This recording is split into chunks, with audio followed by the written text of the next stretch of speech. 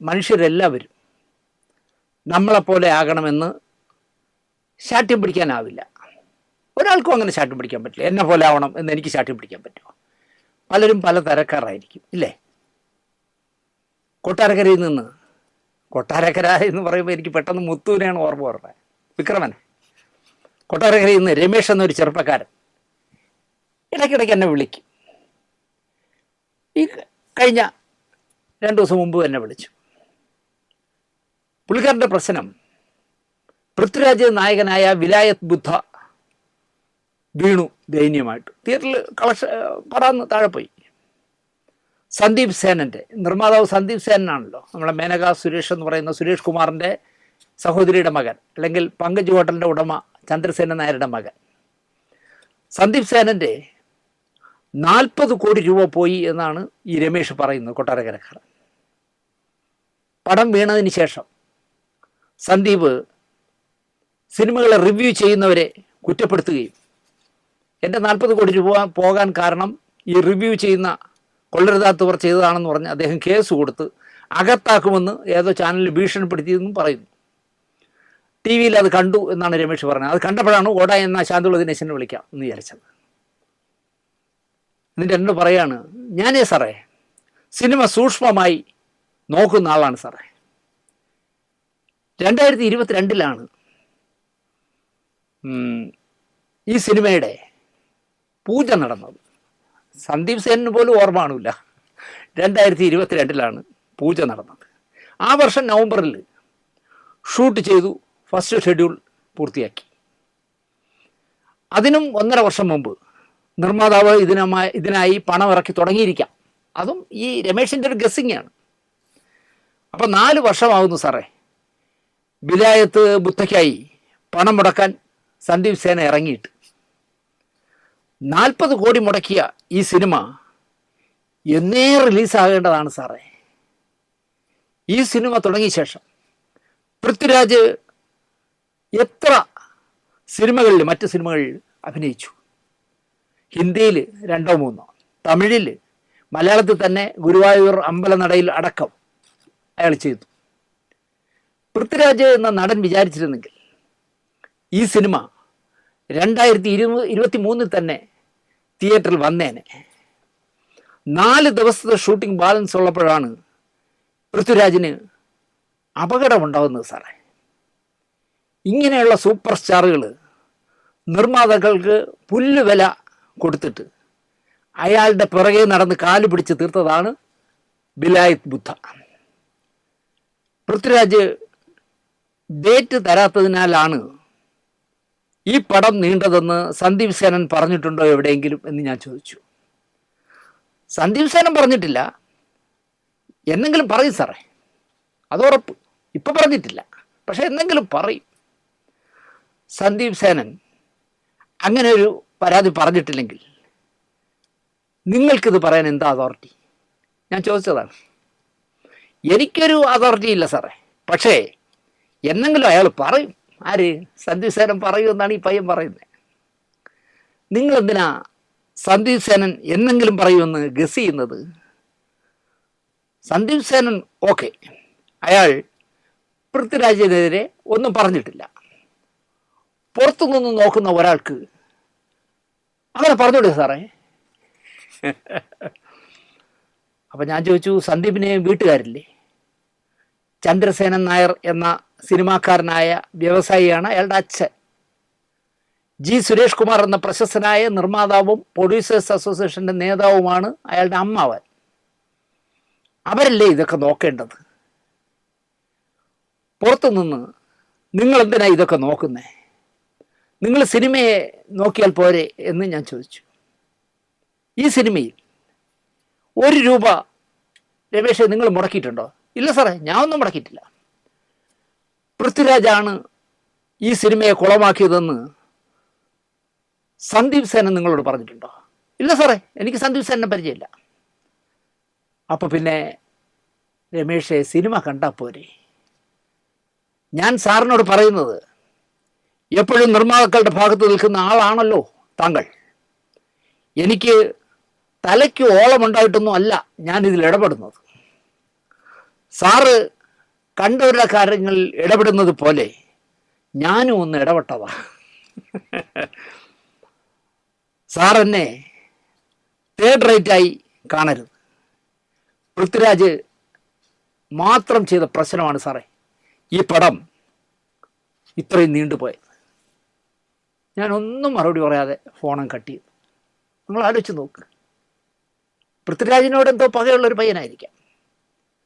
ചിലപ്പോൾ അയാൾ കേന്ദ്രം ഭരിക്കുന്ന പാർട്ടിയുടെ എന്താ പറയുക, അത് ശരണമെന്നൊന്നും നടക്കുന്ന പയ്യനായിരിക്കാം.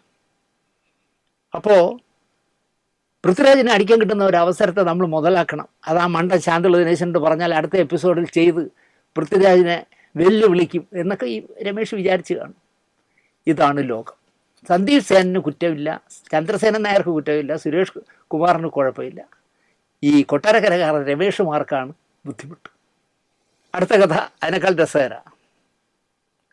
ഈ ആലിമ്പഴം, ആലിലുള്ള പഴമുണ്ടല്ലോ, അത് പഴുക്കുമ്പോൾ കാക്കയ്ക്ക് വായ്പുണ്ണ് എന്ന് ഒരു പഴഞ്ചൊല്ലുണ്ട്. അപ്പോൾ പിന്നെ കാക്കയ്ക്ക് തിന്നാൻ നോക്കൂല, വായ്പുണ്ണല്ലേ. അതുപോലെയായി നമ്മുടെ സംവിധായകൻ ബി എം വിനുവിൻ്റെ കാര്യം. ബി എം വിനുവിന് നിങ്ങൾക്ക് അറിയാമല്ലോ അല്ലേ, വേഷം, ബാലേട്ടനൊക്കെ ചെയ്ത നല്ല സിനിമകളല്ലേ. വിനുവിന് പഴയതുപോലെ ഇപ്പോൾ സിനിമയൊന്നുമില്ല. ബാലേട്ടൻ പോലുള്ള പ്രദർശന വിജയം നേടിയ മോഹൻലാലിൻ്റെ സിനിമകളും വേഷം പോലുള്ള മമ്മൂട്ടി സിനിമകളും ഒക്കെ ചെയ്തിട്ടും വിനു തിരക്കുള്ള സംവിധായകനായില്ല. എന്തുകൊണ്ടോ? രഞ്ജിത്തിൻ്റെ നേതൃത്വത്തിലുള്ള കോഴിക്കോട്ടെ സിനിമാ ടീമിൽ ശക്തനായ വ്യക്താവുമായിരുന്നു വിനു. എന്നിട്ടും വിനുവിന് വല്ലപ്പോഴും ഒരു സിനിമ എന്ന ലെവലിലായിരുന്നു. കുറേ നാളായി അതുമില്ല. Ranjith, T A Razak, T A Shahid, Girish Puthenchery, Kaithapram Damodaran Namboothiri തുടങ്ങി പരസ്യമായി ചുവപ്പന്മാരായവന്മാരും തരാതരം പോലെ ചുവപ്പാകുന്നവരുടെ ഒപ്പം നടക്കുന്ന ആളാണ് വി എം വിനു എന്നതിനാൽ. അതുപോലെ തന്നെ ചലച്ചിത്ര അക്കാദമിയിൽ രഞ്ജിത്തിരിക്കുമ്പോൾ സംസ്ഥാനത്തെ ടി വിയിലെ എന്തോ ജൂറി മെമ്പറൊക്കെ ആക്കി വിനുവിനെ. അപ്പം ഞാൻ കരുതിയത് വി എം വിനുവും ഒരു ചുവപ്പനാണ് എന്നാണ്. എനിക്കത് തെറ്റി. വി എം വിനു തികഞ്ഞ ഗാന്ധിയനാണ്. ചർക്കയിൽ നൂല് നൂൽക്കുന്നില്ല എന്ന് മാത്രമേ ഉള്ളൂ. വിനു ഇത്തവണ കോൺഗ്രസിൻ്റെ മേയർ സ്ഥാനാർത്ഥിയായിട്ട് കോഴിക്കോട് കോർപ്പറേഷനിൽ മത്സരിക്കാനിറങ്ങി. അതും പ്രശസ്തമായ കല്ലായി വാർഡിൽ മേയറാവാനായിട്ട്. മേയർ സ്ഥാനാർത്ഥി വി എം വിനുവാണ്. കോഴിക്കോട് കോർപ്പറേഷൻ ഇപ്പോൾ ഭരിക്കുന്നത് ഇടതുപക്ഷമാണ്. കോഴിക്കോട് കോർപ്പറേഷൻ വാർഡുകളിൽ ജയിക്കുന്ന കൗൺസിലർമാരിൽ ഭൂരിപക്ഷം യു ഡി എഫിന് കിട്ടണം. അവരിൽ ഭൂരിപക്ഷം പേർ ബിനുവിനെ പിന്താങ്ങണം. ഇതൊന്നും നോക്കാതെ ബിനുവിനെ നിയുക്ത മേയർ സ്ഥാനാർത്ഥിയായങ്ങ് പ്രഖ്യാപിച്ചു. കോണം പോലുള്ള കതർ ഷാള് വിട്ട് ബിനു അങ്ങോട്ട് ഇറങ്ങി തികഞ്ഞ ഗാന്ധിയനായിട്ട് വോട്ട് പിടിക്കാൻ. ഇത്രയും പറയുമ്പോൾ എനിക്കൊരു 10 വർഷം പിന്നിലേക്ക് എൻ്റെ ഓർമ്മ പോവുകയാണ്. എന്നെ നമ്മുടെ ഭാഗ്യലക്ഷ്മി ഒരു ദിവസം വിളിച്ചു, ഒരു സന്ധ്യയ്ക്ക്. ഇതുപോലെ തന്നെ തിരുവനന്തപുരം മേയറാകാനായിട്ട് കോൺഗ്രസ്സിലുള്ള ഒരു വിദ്വാൻ, ഞാൻ അദ്ദേഹത്തിൻ്റെ പേര് പറയുന്നില്ല കാരണം എനിക്ക് നല്ല അടുപ്പമുള്ള ആളാണ്, ഒരു വിദ്വാൻ ഭാഗ്യലക്ഷ്മിയെ വിളിച്ചു.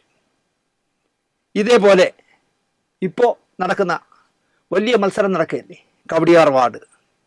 ഇപ്പോൾ ശ്രീലേഖ റിട്ടയർഡ് IPS ഉദ്യോഗസ്ഥ BJPയുടെ സ്ഥാനാർത്ഥിയായിട്ട് അവിടെ മത്സരിക്കുന്നത് തന്നെ മേയറാകാനാണ് തിരുവനന്തപുരത്തെ. അവരാണ് തിരുവനന്തപുരത്തെ മേയർ സ്ഥാനാർത്ഥി എന്നാണ് BJP ഔദ്യോഗികമായി പുറത്തുവിട്ടിരിക്കുന്നത്. നമ്മുടെ എന്താ പറയുക, മെട്രോ ശ്രീധരൻ സാറിനെ കേരളത്തിലെ മുഖ്യമന്ത്രിയാക്കാൻ പാലക്കാട്ട് നിർത്തിയതുപോലെ അവിടെ അദ്ദേഹം വീട് വാടകയ്ക്ക് വരെ എടുത്തില്ലേ മുഖ്യമന്ത്രിയുടെ ഓഫീസായിട്ട്. അവിടെ പാലക്കാട് ഭാഗത്തൊക്കെ ഉള്ളവർക്ക് പരാതി പറയാൻ മുഖ്യമന്ത്രിയുടെ അവിടുത്തെ ഓഫീസിൽ ചെന്നാൽ മതി എന്ന് സീരിയസ് ആയിട്ട് ശ്രീധരൻ സാർ പറയുക വരെ ചെയ്തു.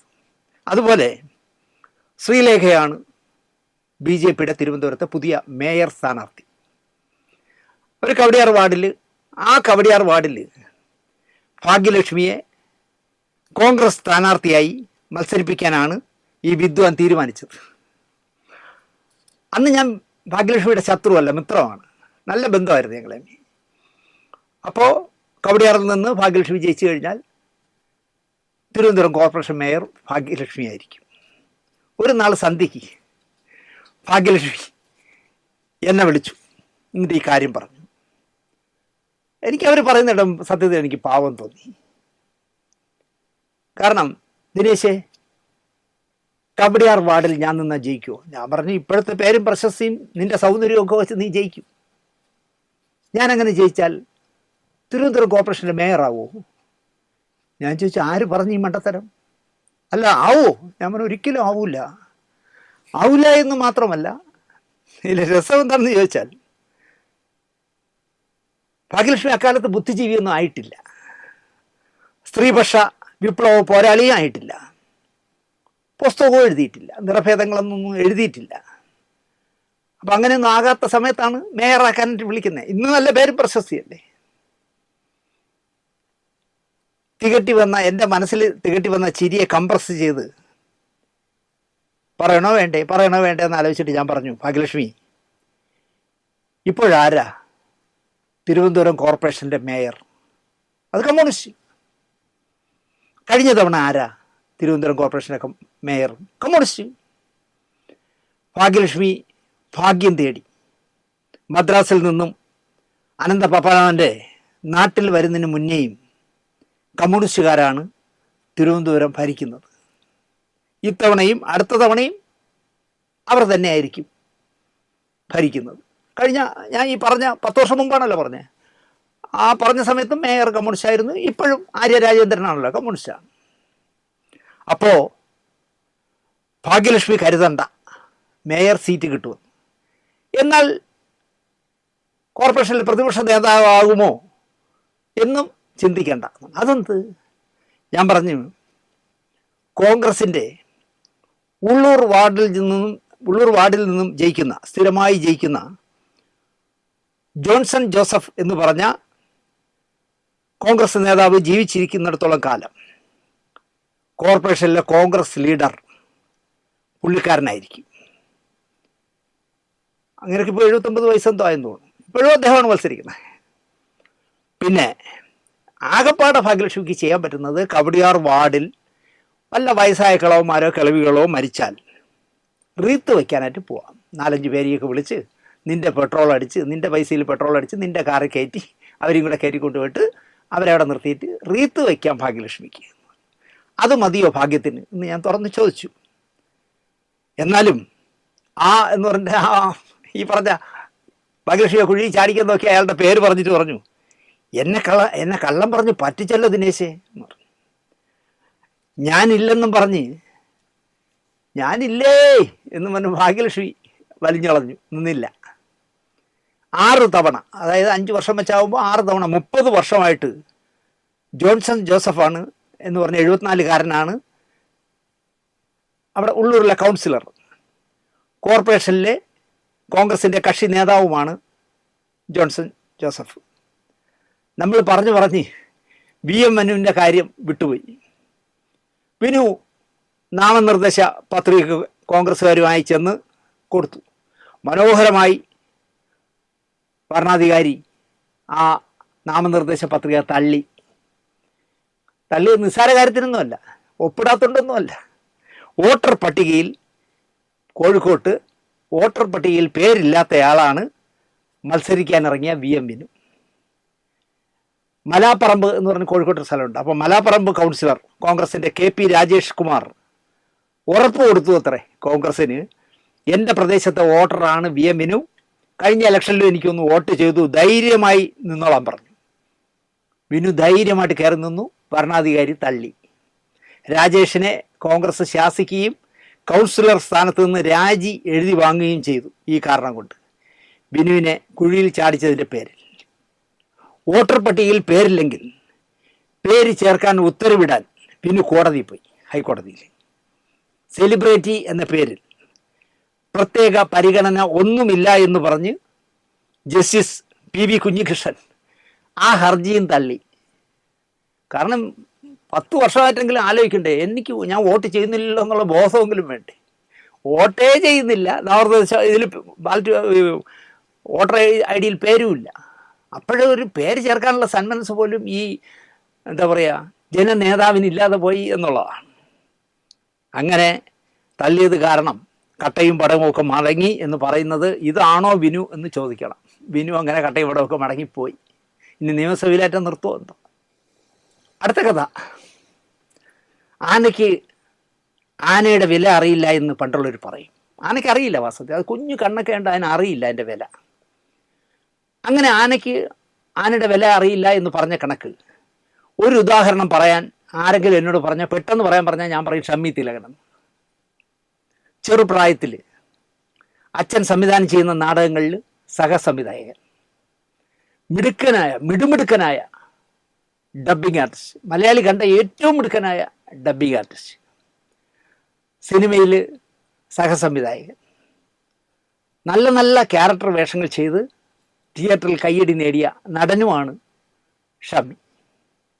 അച്ഛൻ ജീവിച്ചിരിക്കുമ്പോൾ നിശബ്ദനാവുകയും അച്ഛൻ മരിച്ചപ്പോൾ എന്തിലും ഏതിലും തലയിട്ട് ഷമ്മി വെറുതെ വിവാദങ്ങളുണ്ടാക്കി. അമ്മയെന്ന് വരെ പുറത്തു പോയല്ലോ.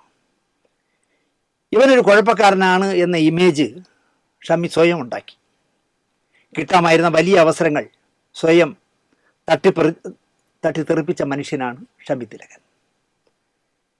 അച്ഛനെ എന്തായാലും ഷമ്മിക്ക് തിരുത്താനോ ഉപദേശിക്കാനോ അഭിപ്രായം പറയാനോ പറ്റില്ല, ഓടിക്കും തിലകൻ ചേട്ടൻ. അതുകൊണ്ടാകണം അച്ഛൻ ജീവിച്ചിരുന്നപ്പോൾ നിശബ്ദനായത്.